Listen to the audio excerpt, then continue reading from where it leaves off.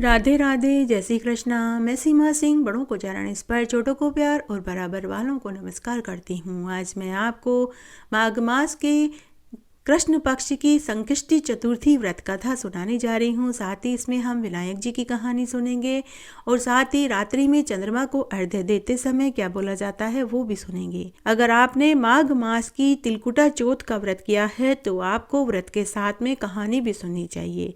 ये माघ मास की तिलकुटा चौथ साल की 4 बड़ी चौथ में से एक गिनी जाती है। अगर आप हर महीने की चौथ नहीं करते हैं और साल की 4 चौथ करते हैं तो आपको माघ मास की तिलकुटा चौथ का व्रत जरूर करना चाहिए, क्योंकि यह 4 बड़ी चौथ में से एक गिनी जाती है। आइए अब हम माघ मास की तिलकुटा चतुर्थी व्रत कथा सुनते हैं। एक बार बहुत छोटा सा गांव था जिसका नाम रत्नपुरा था। उस गांव में एक बहुत अमीर सेठ सेठानी रहते थे। उनके विवाह को कई बरस हो चुके थे, लेकिन उन्हें औलाद सुख प्राप्त नहीं हुआ। उन्होंने औलाद के लिए अनेक प्रयास किए, अनेक जगह देवी देवता ढोके, यज्ञ हवन पूजा पाठ किए, खूब व्रत उपवास और दान पुण्य किए। गरीबों को और पंडितों साधु सन्यासियों को अन्न वस्त्र रुपया दान किया। गाय को हरा चारा खिलाया। जिसने जो करने को कहा उन्होंने वही किया। डॉक्टर वेद नीम हकीम से अपना इलाज करवाया, लेकिन फिर भी उन्हें औलाद सुख प्राप्त नहीं हुआ। तब एक बार की बात है, माघ का महीना चल रहा था और माघ चौथ का दिन था। सेठानी उस दिन अपने पड़ोस में अग्नि लेने के लिए गई। उसने देखा कि गांव की बहुत सी औरतें एक जगह बैठकर पूजा पाठ कर रही थी, कथा कहानियां सुन रही थी। तब सेठानी ने उनसे पूछा कि आप सब ये किस देवी देवता की पूजा कर रहे हो और कौन सी कथा कहानी सुन रहे हो? तो गांव की औरतें बोली कि सेठानी जी, आज माघ मास की तिलकुटा चौथ का दिन है। आज हमने चौथ माता का व्रत रखा है। हम पूजन कर रहे हैं और चौथ माता की कथा कहानी सुन रहे हैं।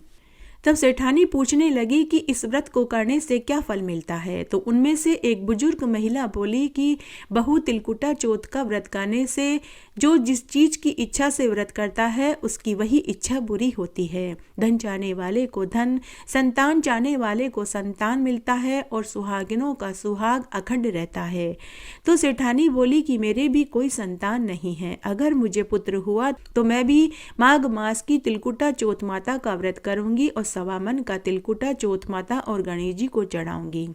ऐसा कहकर वह घर आ गई। उसके ऐसा संकल्प लेने से ही चौथ माता और गणेश जी प्रसन्न हो गए और चौथ माता और गणेश जी की कृपा से सेठानी गर्भवती हो गई। 9वें महीने में उसे एक पुत्र रत्न की प्राप्ति हुई। तो सेठानी चौथ माता से बोली कि हे चौथ माता, मैं इसके विवाह पर व्रत करूंगी और विवाह पर ही 1.25 मन का तिलकुटा चढ़ाऊंगी। उसके बाद समय बीतने लगा, पुत्र बड़ा हो गया, पुत्र का विवाह भी तय हो गया। लेकिन सेठानी ने न तो माघ मास की चतुर्थी का व्रत रखा, न पूजन किया और न ही 1.25 मन का तिलकुटा चढ़ाया। फिर एक दिन विवाह का दिन भी आ गया। सेठानी के पुत्र के जब फेरे हो रहे थे तो चौथ माता कुपित हो गई और 3 फेरे पड़ते ही चौथ माता अपना कोप दिखाती हुई अदृश्य रूप में आई और विवाह मंडप से दूल्हे का अपहरण करके ले गई और गांव के बाहर पीपल के पेड़ पर ले जाकर दूल्हे को छिपा दिया। विवाह में आए सभी सगे संबंधी और लड़के लड़की के परिवार वाले सब आश्चर्य में पड़ गए कि अचानक से दूल्हा कहाँ गायब हो गया। घर वालों ने, बारातियों ने, लड़के और लड़की के माता पिता, ताऊ चाचा ने, सब ने दूल्हे को बहुत ढूंढा, लेकिन दूल्हा उन्हें कहीं नहीं मिला। बारात बिना दूल्हा और दुल्हन के ही वापस लौट गई। अधब्याही दुल्हन अपने माता पिता के पास मायके में ही रहने लगी। इस तरह समय बीतने लगा। जब चैत्र का महीना आया और गणगौर के दिन आए तो अधब्याही दुल्हन जब गणगौर पूजने जाने लगी तो वह उसी पीपल के पेड़ के नीचे से गुजरी तो पीपल के पेड़ पर बैठा दूल्हा अपनी अधब्याही दुल्हन से बोला कि आओ आओ मेरी अधब्याही नार आओ।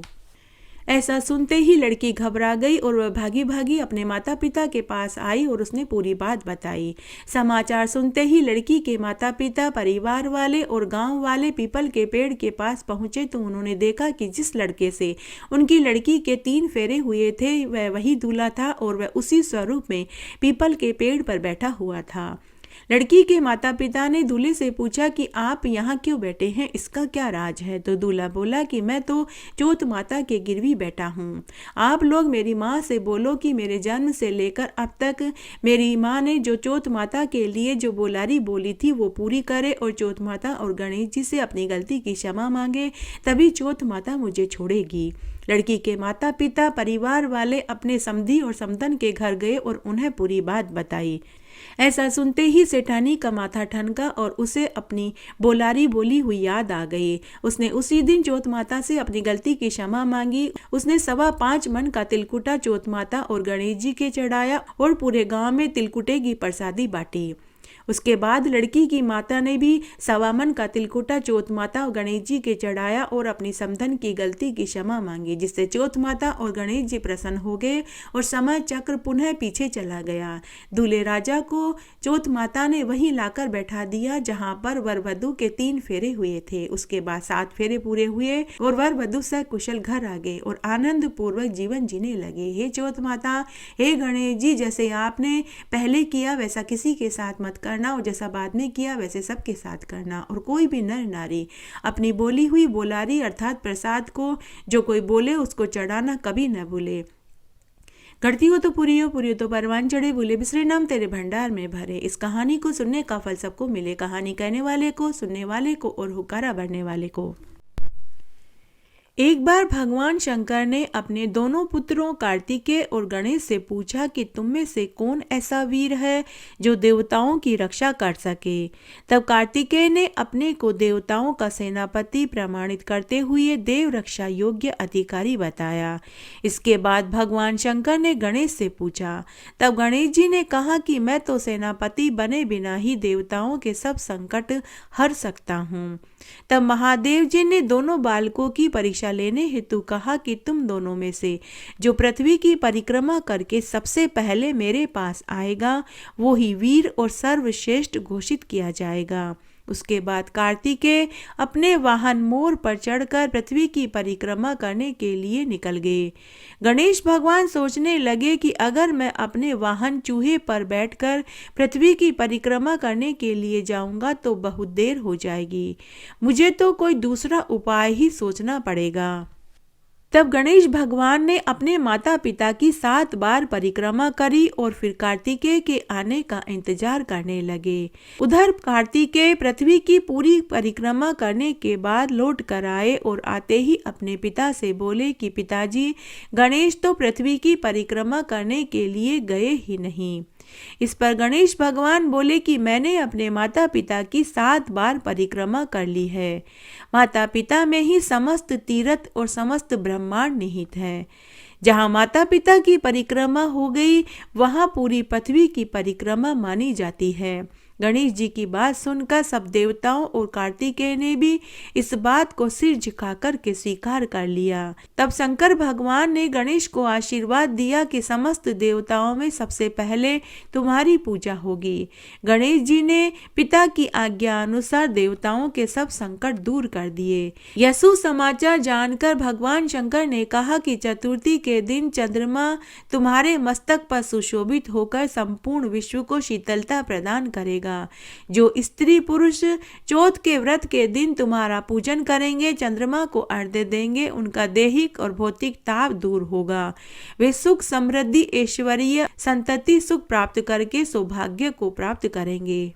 घटती हो तो पूरी हो तो परवान चढ़े, भूले बिसरे नाम तेरे भंडार में भरे।